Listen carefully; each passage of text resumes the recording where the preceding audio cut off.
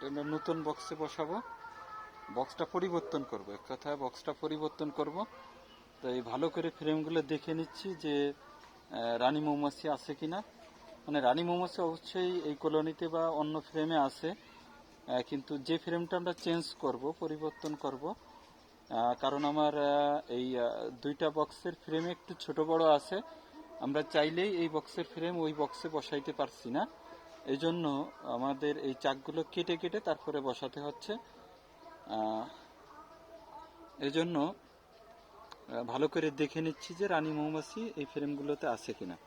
যদি আমরা এক বক্সের ফ্রেম আর এক বক্সে বসাইতে পারতাম তাহলে আমাদের এত সতর্কতা এবং এত সমস্যা হতো না। ঠিক আছে, এটা হচ্ছে ডিভিশন বক্স। আমরা ডিভিশন বক্সের থেকে প্রফেশনাল যে বক্সে চাষ করা হয় ওই বক্সে স্থানান্তর করব।